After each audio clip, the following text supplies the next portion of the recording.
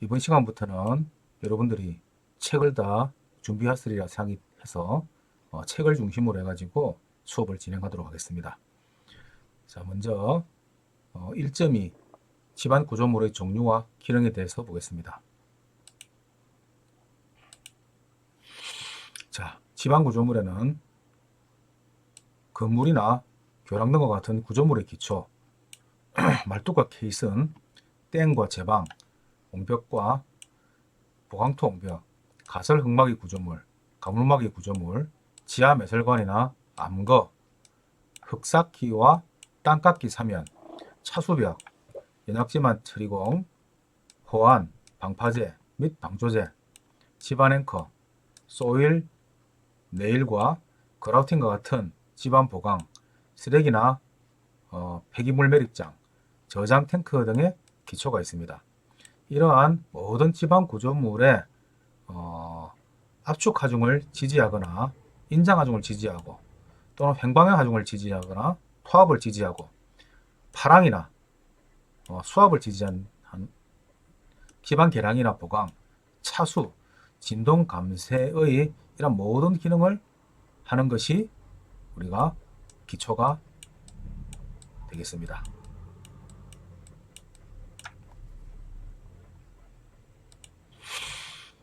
자, 이러한 구조물의 기초는 건물, 교량 등 건축 및 토목 구조물의 하중을 집안에 전달하여 구조물의 안정성을 확보하고 그 고유 기능을 발휘하도록 하는 기능을 가진 하부 구조물, 이거를 구조물의 기초라고 합니다. 이러한 구조물은 얕은 기초와 그리고 깊은 기초로 나누어집니다. 얕은 기초는 일반적으로 기초의 폭을 B라고 하고 깊이를 DF라고 했을 때 B분의 DF가 1보다 작으면 얕은 기초, 1보다 크면 깊은 기초로 분류를 합니다.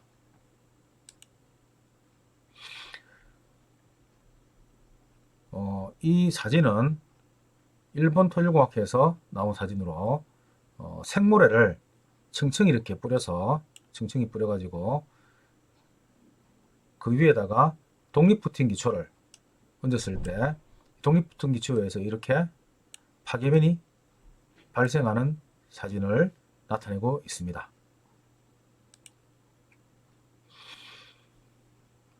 이러한 얕은 기초가 조금 전에 테레자키는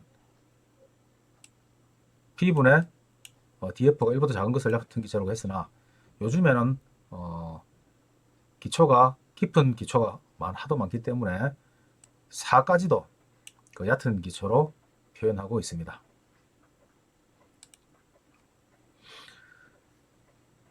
얕은 기초 중에서 시공 면적의 3분의 2 이상일 때, 전체 면적의 4분의 2 이상일 때, 그때를 전면 기초라고 표현을 하고 또는 매트 기초라고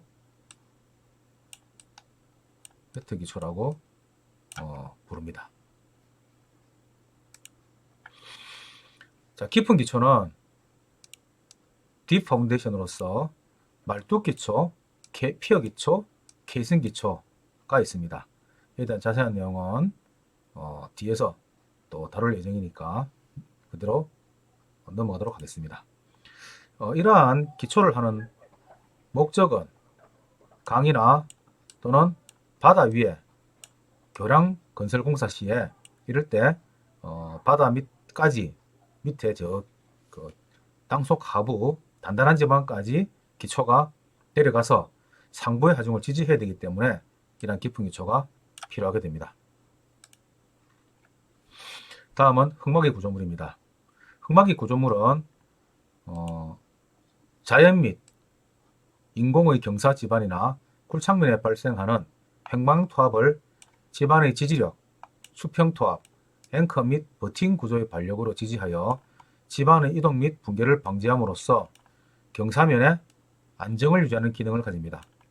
이러한 흙막이 구조물은 영구 구조물과 일시적인 가설 흙막이 구조물이 있으며 구조 형식은 구조물의 강성에 따라서 연성 구조물과 강성 구조물로 대별됩니다. 강성 흙막이 구조물을 보시면 옹벽, 그 다음에 지하벽, 교대가 있습니다. 이러한 옹벽의 종류를 보면은 중력식 옹벽은 이렇게 옹벽 자체 본인의 본 옹벽의 자중만으로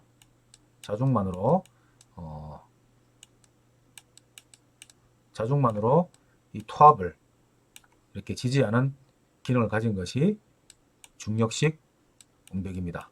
그러나 이 높이가 5m 이상이 넘어가면은 실제로 중력식 옹벽으로는 이 토합을 받을 수가 없어서 반중력식 옹벽 또는 역T형 옹벽, L형 옹벽, 역 L형 옹벽 또는 더 높아지면 부벽식 옹벽, 지지벽식 옹벽 등으로 토합을 지지하게 됩니다. 낮은 경우에는 돌쌓기나 콘크리트 블록 쌓기 옹벽 등으로 이렇게 토합을 지지하게 됩니다. 강성 흙막이 구조물은 구조물 중에서 또 이런 상자형 옹벽도 있고 라멘식 옹벽, 선반식 옹벽, 선반이 달린 부벽 옹벽 이런 옹벽들도 존재합니다. 그리고 양쪽에서 이렇게 토합이 있을 때 토합을 받아주는 U형 옹벽 또는 이련식 우물형 블록 옹벽이 있고 또한 자체의 흙막이만으로 토합을 지지할 수 없을 때는 이렇게 앵커를 땅속에 지지함으로써 앵커 지지 옹벽을 이용하기도 합니다. 그리고 주로 성토에 이용되지만 집안의 어떤 집안의 높은 어떤 이러한 옹벽을 쌓고자 할 때 여기다가 보강재를 삽입해서 보강재를 깔고 그 다음에 이렇게 흙을 성토하여 하는 보강토 옹벽도 사용을 하게 됩니다.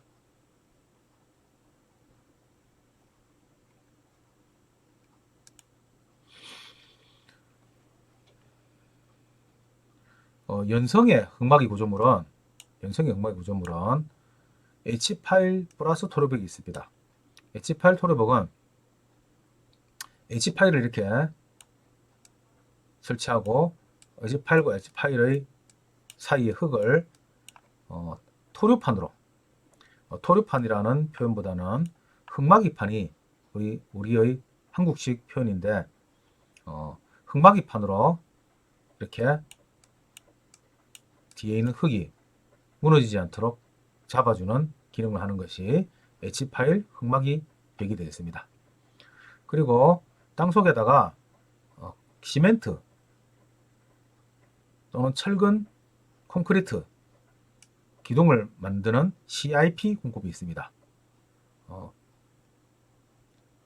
그리고 그 다음에 지중해 80에서 100mm 정도의 옹벽을 이렇게 쭉 이렇게 돌려치는 이러한 지중 연속벽 공법이나 또는 이 디귿자형 말뚝을 이렇게 이런 식으로 설치해서 흙막이를 하는 열말뚝 공법이 있습니다.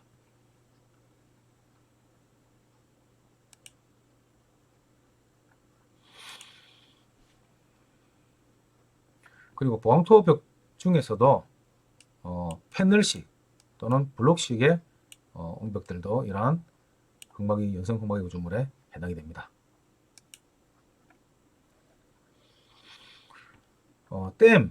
댐이 또 있습니다. 댐은 하천을 가로막아 물을 저수하는 기능을 가진 구조물이고 또 제방은 하천의 물이 범람하지 않도록 하는 물막이 구조물입니다. 호안과 방조제는 호안이나 해안의 침식과 범람을 방지하는 제방입니다. 부두는 항만이 선박이 접안할 수 있도록 호수나 바닷가에 설치하는 암벽 구조물이며 방파제는 파력을 감쇄시키는 항만 구조물이 되겠습니다.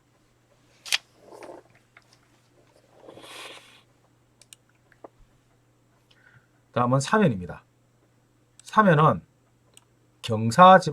경사사자입니다. 그래서 경사지반을 일컫는 말로서 자연사면과 인공사면으로 구분되고, 인공사면에는 땅깎이 사면, 흑삭기 사면이 있습니다. 땅깎이는 절토라고 하고 흑삭기는 성토라고 하죠. 땅깎이 사면에는 흑사면과 안반사면이 있고, 사면의 안정성을 높이기 위한 여러가지 지방 보강 공법이 적용되기도 합니다. 다음은 터널입니다.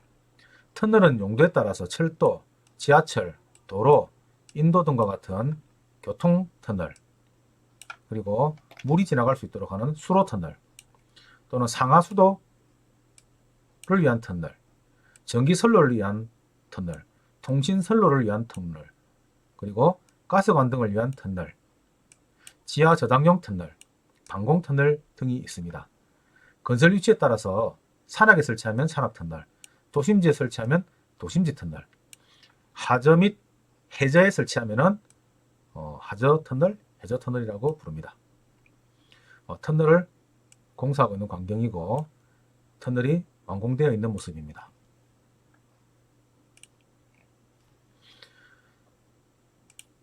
지중매설관 및 암거입니다. 암거란 것은 땅속에 이렇게 사각형의 이러한 콘크리트 구조물을 묻어서 이리로 수로라든지 상하수도, 전기선로, 통신선로, 가스관, 지하도의 용도 등으로 사용되는 것으로서 콘크리트로 만든 암거, 강성관이나 연성관으로 시공된 암거 등이 있습니다. 주로 이 모습은 배수암거를, 물이 이래 흐를 수 있도록 하는 배수암거를 나타내며, 이 암거는 도로가 이렇게 지나가니까 그 길이 끊기게 되죠. 길이 끊긴 길을 이렇게 이쪽으로 이렇게 통과할 수 있도록 통로 암거를 설치한 모습입니다. 지반 앵커입니다. 앵커는 과도한 수평력이나 상향력을 받는 기초의 안정성을 확보하기 위하여 지반 속에 인장에 강한 부재를 삽입하여 수평력과 인장력에 대한 지반의 지지력을 보강하는 기초 형식을 말합니다. 그래서 앵커의 머리 부하, 자 그러면 우리 요 지반이 이렇게 있으면 지반에 앵커가 이렇게 설치되게 되겠죠. 이렇게 딱 설치되면 이쪽 밖으로 나온 부분이 앵커의 머리부 또는 두부라고 하고, 그 다음에 인장을 하는 이 부분을 인장부라고 합니다. 그리고 뒤에 이렇게 땅과 만나 가지고 이렇게 마찰 저항력을 발휘하는 이러한 구근을 정착부라고 말합니다. 이 앵커는 흙막이 구조물 또는 수평력이나 회전 모멘트를 크게 받는 구조물, 부력을 받는 구조물, 안반사면 등에 설치되는 기초, 그리고 보강터널 등에 사용이 됩니다.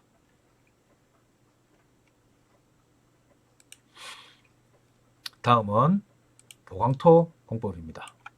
인장 강도가 큰 금속띠나 봉 또는 토목 섬유 또는 망 등을 지중해 설치하여 인장과 전단에 대한 저항력을 보강한 흙을 보강토라고 합니다.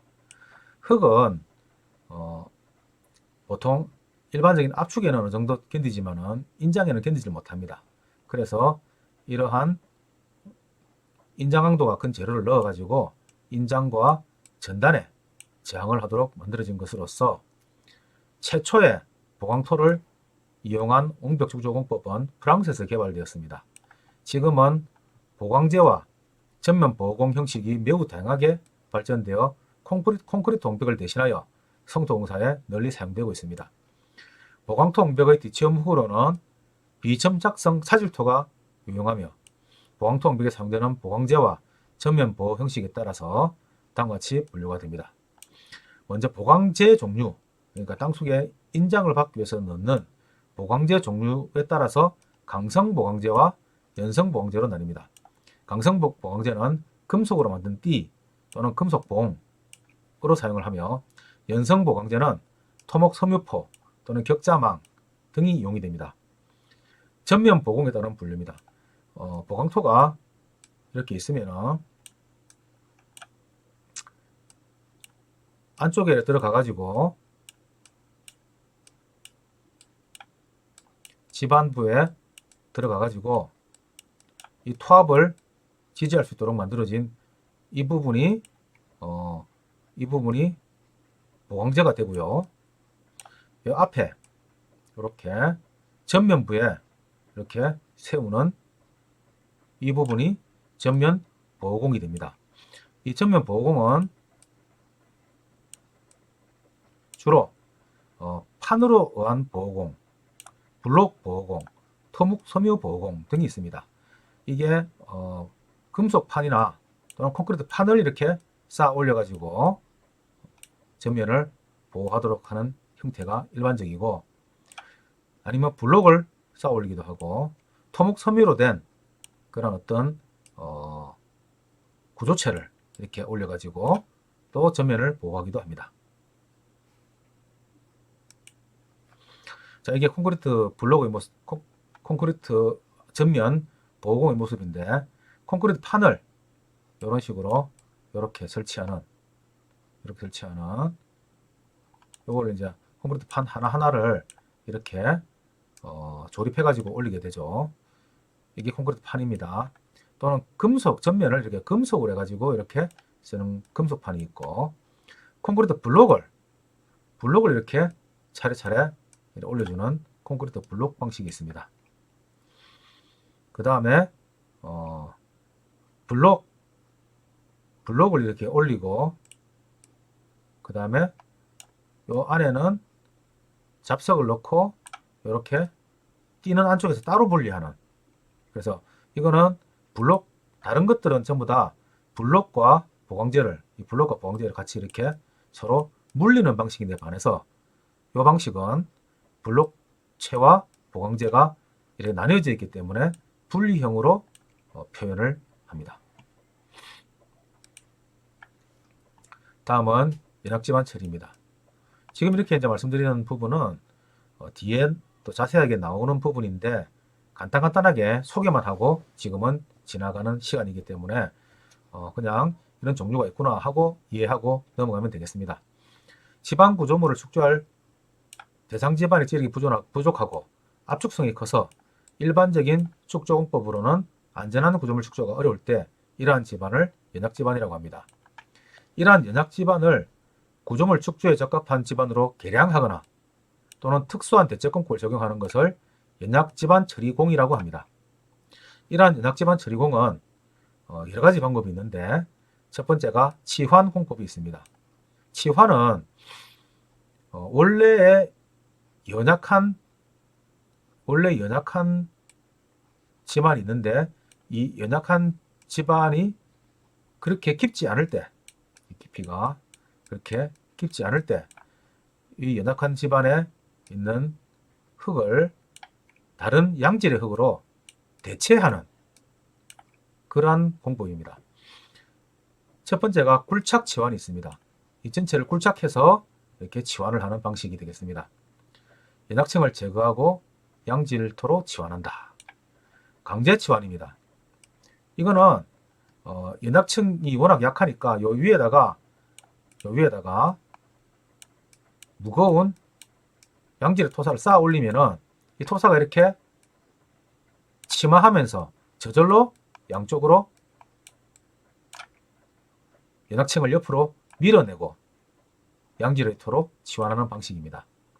폭파 치환은 이 안에다가 폭약을 넣어가지고 폭발을 시켜가지고 이렇게 양쪽으로 폭발력으로 연약층을 측면으로 밀어내고 양질토를 치환 되도록 하는 공법으로 강제 치환 공법, 그러니까 요 위에다가 흙을 쌓아놓고 밑에는 폭약을 설치하는 이러한 방식을 쓰게 됩니다. 다음은 제하공법입니다. 이 공법은 연약지반의 상부에 하중을 올려가지고 그 하중으로 인하여 연약지반의 간극수를 배출시키고 또 유효응력을 증가시켜서 안미를 시키는 이러한 방식이 되겠습니다. 첫 번째는 압성통법입니다. 집안의 활동에 그 집안이 이렇게 회전하려고 할 때, 이렇게 회전하려고 할 때 여기에 회전 모멘트에 대항하는 성토를 이렇게 해주는 겁니다. 이렇게 성토를 해줌으로써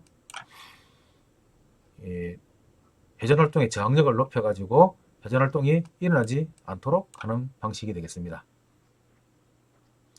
그 다음에 선행 제하공법이 있습니다. 요거는 영구 하중보다 큰 하중을 미리 제하여 소정의 안밀치마를 발생시킨 후에 여분의 하중을 제거하여 잔류치마를 감소시키는 방법입니다. 이 선행 제하공법은 미리 하중을 올려놓고 오랜 기간 동안 안미를 지켜야 되기 때문에 공사 기간이 충분히 여유가 있을 때 이 공법을 실시하게 됩니다. 다음은 대기압 또는 진공공법입니다. 이 공법은 성토 하중을 가는 대신에 안미를 시켜야 될 지표에다가 피막으로 밀폐한 상태에서 지중해 배서관을 매설하고 진공압을 가하여 지하수위를 저하시키고 간극수를 배출시켜 안미를 촉진하는 방법입니다. 탈수공법이나 배수공법과 병행해서 시공하고 있습니다. 자, 좀 전에 말했던 탈수공법이 나왔습니다. 이 탈수공법은 연직 배수공법이라도 합니다. 그중 이 세 가지는 샌드 드레인 공법과 페이퍼 드레인, 팩 드레인 공법이 있습니다. 이 세 가지는 배수를 시키는 배수제의 종류에 따라서 모래를 사용하면 샌드 드레인, 그 다음에 페이퍼를 사용하면 페이퍼 드레인, 팩을 사용하면 팩 드레인이 되겠습니다. 이거는 연약지층이 있을 때 여기다가 이렇게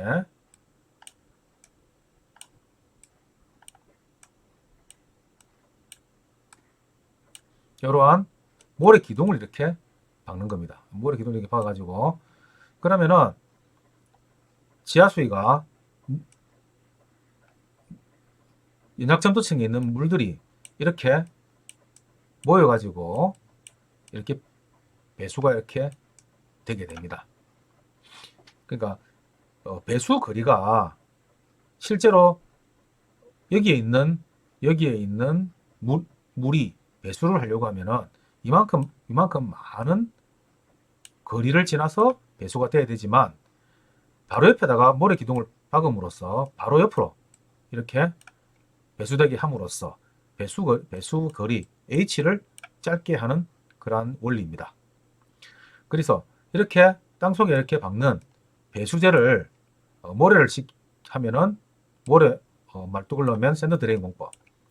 그 다음 여기에다가 우리 PVD라고 하죠. 페이퍼 드레인 보드를 요거는 보통 아주 폭이 약 10cm 가량이고 요 두께가 약 한 3mm 가량의 이런 구멍이 뚫려 있는 페이퍼를 땅속에 박아서 거기 그쪽으로 해가지고 간극수를 배출시키는 방법입니다.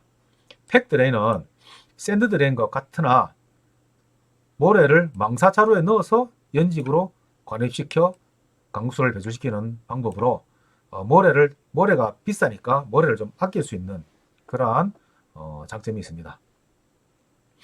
다음은 배수공법입니다. 웰포인트는 우리가 배수해야 할 땅속에다가 이 웰포인트 기둥을 이렇게 박으면은 이렇게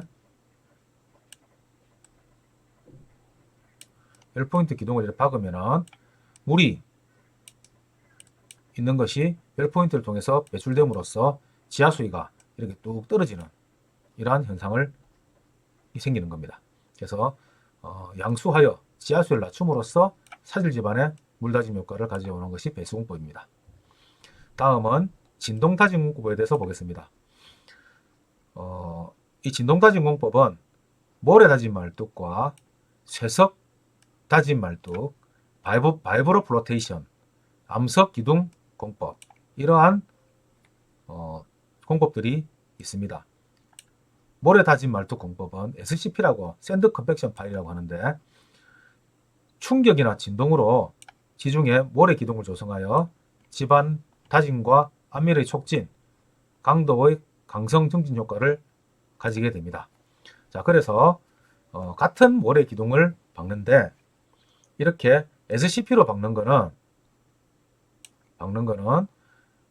주로 사질 집안에, 연약한 사질 집안에 다짐을 주기 위한 그러한 쪽으로 많이 사용하고, 이 샌드 드레인 공법은 물을 배수시키는 거기 때문에 연약한 점토 집안에 사용하게 돼서 이 두 개가 같은 모래 말뚝이지만 구분해서 우리가 공부를 해야 됩니다. 갈수록 모래가 비싸지니까 그 쇠석, 슬래그라고 하죠. 바순모래라고도 합니다. 이러한 쇠석을 모래 대신에 넣어가지고 다짐말뚝을 조성하는 원리입니다. 바이브로 플로테이션은 바이브로 플로터라는 봉상의 이런 기둥을, 큰 봉상의 바이브로 플로테이터를 이용해 가지고 지중해 모래 기둥을 조성시키는 방법입니다. 이거는 모래 집안에 대한 물다짐, 진동다짐의 효과를 가져옵니다. 암석 기둥공법, 이거는 모래나 쇠석 대신에 암석을 넣어 가지고 자갈 기둥을 조성하는 방식입니다. 다음은 동다짐 공법입니다. 무거운 추를 집안에 낙하시킬 때 발생하는 충격으로 집안의 과행광 수압으로 집안을 다지고 안밀을 촉진시키는 방법입니다. 다음은 전기화학적 공법입니다. 전기 삼투 공법이라고도 하고, 지중해 진류 전극을 삽입하여 토립자 계면에 음이온에 고착된 양이온이 응극적으로 이동하면서 간극수가 이동하는 현상을 이용한 탈수 공법입니다. 다음은 전기 고결 공법입니다. 지중해 직류 전극을 삽입하고 양전극으로 알루미늄을 사용하면 양전극 부근에 형성되는 산에 알루미늄이 섭출 이동되면서 집안을 고결하는 알루미늄 전극법과 전기 영동을 이용하여 전극 부근에 물유리계 용액을 주입하여 간극수 이동에 따라 고결액이 이동하면서 집안을 고결시키는 전기 주입법이 있습니다. 기타로 표충 처리 공법. 이 표충 처리 공법은 준설 매립 집안과 같은 초연약 집안의 표층을 탈수 경화하여 장비 진입이 가능하도록 처리하는 방법입니다. 주입 공법은 시멘트, 벤토나이트, 약액을 집안에 주입하여 집안을 고결하는 공법입니다. 석회 공법은 점토 성분이 많은 흙에 생석회나 소석회를 혼합하여 안정 처리하는 공법입니다. 가열 안정공법은 보링공 속의 고온으로 주변 집안을 가열하여 집안의 전당 강도를 증진시키고 압축성을 감소시키는 공법입니다. 동결공법은 공사 중 집안 안정을 위하여 일시적으로 대상 집안을 동결하는 공법입니다. 그러나 이 주입공법이나 석회공법, 이런 공법들은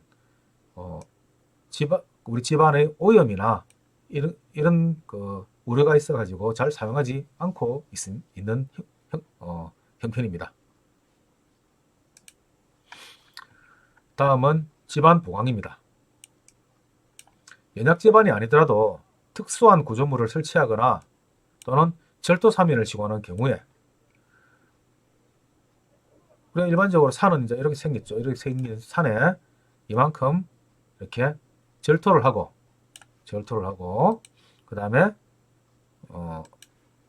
이 부분에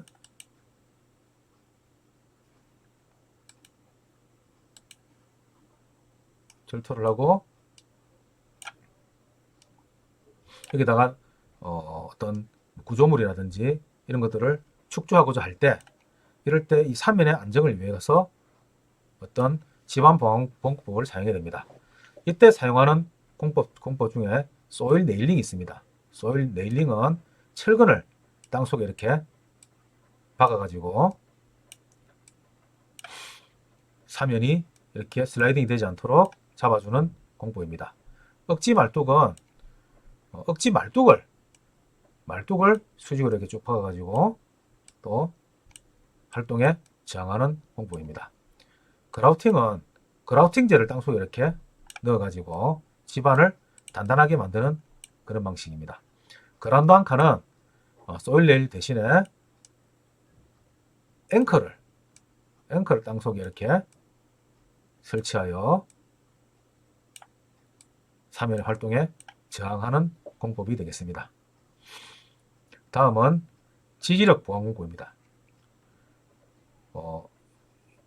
어떤 건축물을 이렇게 구조물을 이렇게 세우고자 할 때 여기에 작용하는 하중이 너무 커가지고 밑에 지반이 연약해서 지지를 하지 못할 때 이때 밑에다가 이렇게 지지력 보강을 위해서 철근이나 강관 같은 것을 박는 공법을 마이크로 파일이라고 합니다. 그리고 또는 여기에다가 그라우트를 이렇게 함으로써 지반을 단단하게 하는 그라우팅 공법도 있습니다. 또한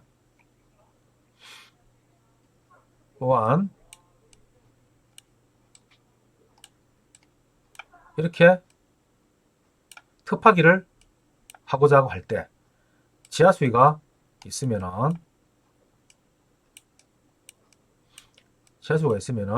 물이 이렇게 차오르게 되겠죠. 따라서 물이 또 이쪽으로 막 새 나오게 됩니다. 이걸 방지하기 위해서 그라우팅을 벽체의 안쪽에다가 실시하게 되면은 물이 이렇게 나오지 않고 밑으로 이렇게 타고 내려가게 되겠죠. 또는 차수 매트나 블랑킷 이런 걸 설치해서 물이 올라오는 것을 막기도 합니다.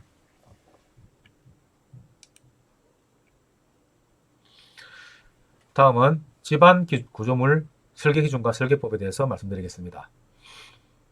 모든 구조물과 마찬가지로 지반 구조물도 이 갖춰야 할 조건이 안정성, 사용성, 경제성, 안전 시공성, 내구성, 환경 친화성 등이 있습니다. 지반 구조물이 이러한 조건을 충족하려면 다음과 같은 사항을 고려해서 설계 및 시공이 되어야 합니다. 지반에 발생하는 응력은 지반의 전단 파괴 응력에 비해 충분히 작아야 한다. 그래서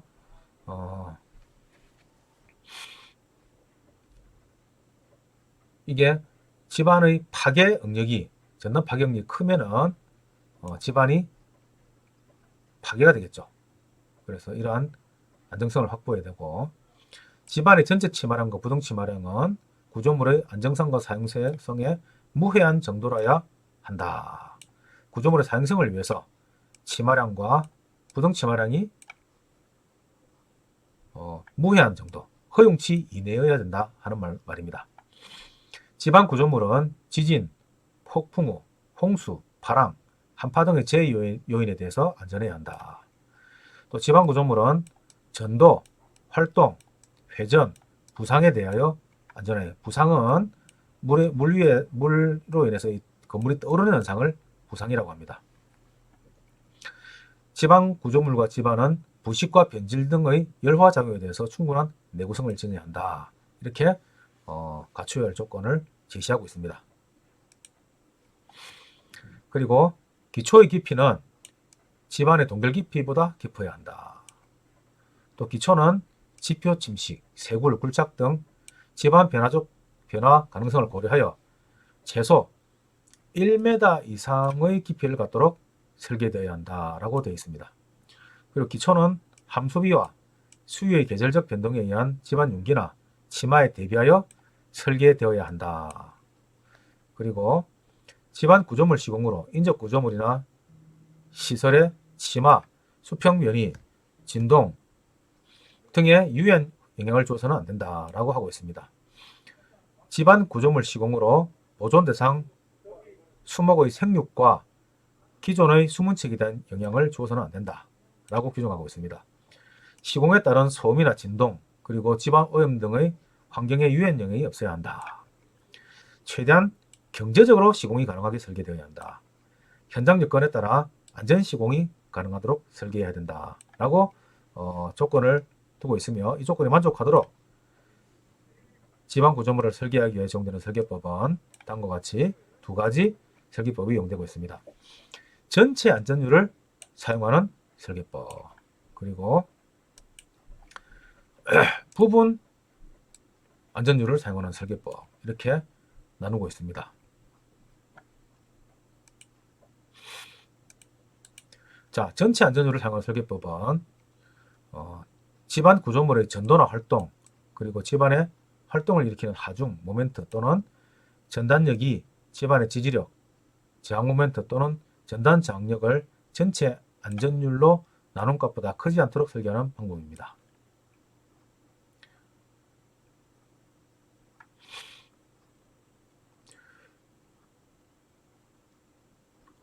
허용 지지력을 결정할 경우에는 반드시 기초에 발생하는 침하량을 계산하여 허용 침하량을 발생시키는 접지압과 파괴에 대한 안전한 집안의 허용 지지력 중에서 작은 값을 집안의 허용 지지력으로 정하게 됩니다.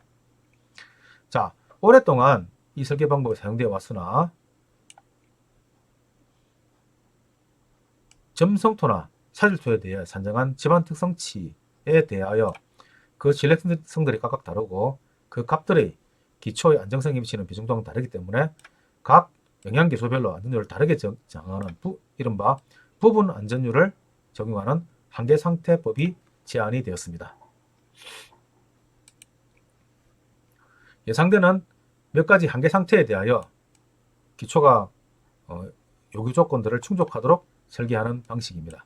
이러한 극한 상태는 구조물의 붕괴나 주요 손상을 초래하는 한계 기준을 말하며, 사용 한계 상태는 구조물의 국부적 손상 또는 기능장애를 초래할 수 있는 침하를 그 한계 기준으로 합니다. 그래서 이러한 기준을 충족시키기 위하여 전단 강도 정수의 부분 안전율을 적용하여 설계에 반영하는데, 고정 하중과 하락 중에는 하중 계수를 곱합니다. 설계 시에 검토할 한계 상태는 다음과 같습니다.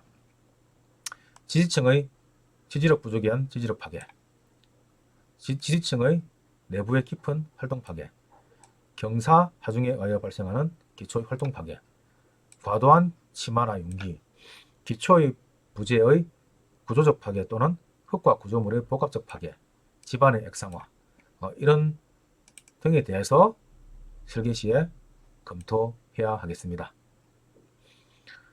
이 두 가지 방법 중에서 어느 방법을 택하는가 하는 점과 적정 설계 기준은 설계자의 판단에 따릅니다. 안전율과 하중계수는 설계 기준의 엄격성에 관련된 문제로서 구조물의 중요성, 손상 피해의 심각성, 설계에 사용한 각종 계수와 집안 모델링의 명확성, 해석 방법의 정밀성, 그리고 시공 조건, 또 시공자의 능력 등을 감안하여 신중하게 선택해야 합니다. 자, 여기까지가 1장을 마치도록 하겠습니다. 수고 많으셨습니다. 감사합니다.